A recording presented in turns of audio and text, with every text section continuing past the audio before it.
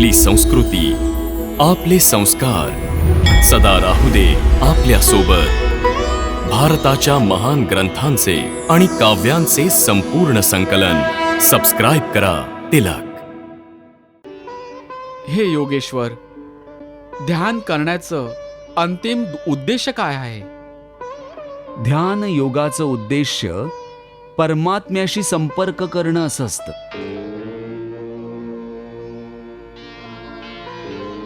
पण ह्याच्या पहिल्या चरणामध्ये मनुष्याला आत्मशुद्धी प्राप्त होते, शुद्धी होते आणि ध्यान करणाऱ्याचं अंतरंग निर्मळ होतं.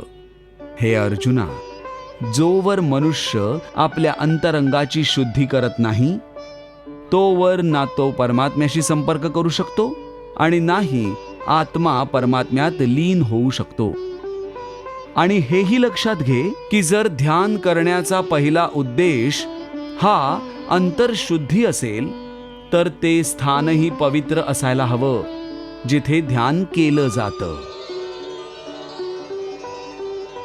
हे अर्जुना, माझं ध्यान करताना मनुष्याने अगदी अचल बसून आपली पाठ, शिर आणि मानेला समान आणि सरळ ठेवावं आणि आपल्या दृष्टीला आपल्या नाकाच्या अग्रभागावर अशा तऱ्हेने स्थिर करावं की बाकी सर्व गोष्टी दृष्टीपथातून बाजूला व्हाव्यात.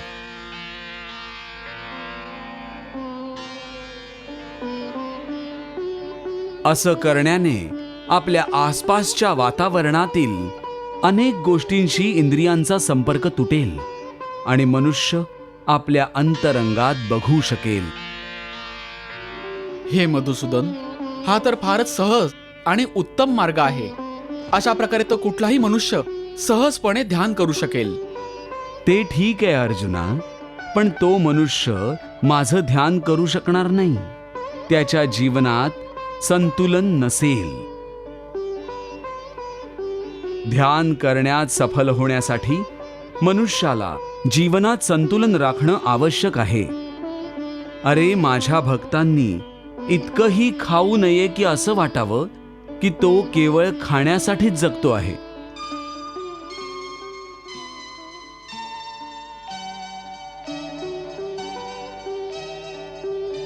आणि इतकंही कमी खाऊ नये की हाडांचा सापळा बनेल.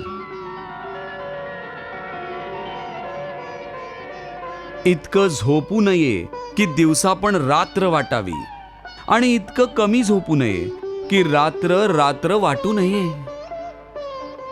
जर सुख मिळालं तर आनंदाने हरखून जाऊ नये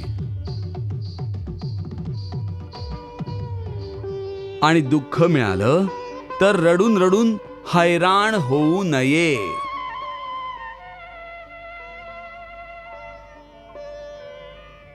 सुख दुःखाच्या हवेच्या लहरींनी न विचलित होणारा मनुष्य त्या दिव्याच्या वातीसारखा असतो जी जोराच्या वाऱ्यातही शांत आणि स्थिर राहते.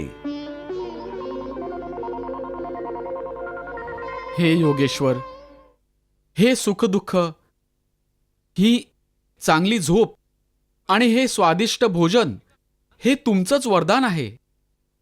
याचा आनंद न घेणे हे ध्यान योगसाठी का आवश्यक आहे? हे अर्जुना, मी सुखांची माया मनुष्यांसाठीच रचली आहे. त्यांनी या सुखांचा आनंद अवश्य घ्यावा. मला हे वाटत नाही की मनुष्याने दुःखात राहावं, दरिद्री राहावं. मी आनंदाची निर्मितीच यासाठी केली आहे की सर्व प्राण्यांनी जीवनात आनंदीच राहावं. पण या आनंदात परमानंदाला विसरून जावं असं मला वाटत नाही. म्हणून जर कोणा मनुष्याला हा परमानंद हवा असेल, म्हणजेच ध्यान योगाद्वारे या परमात्म्यात लीन व्हायचं असेल,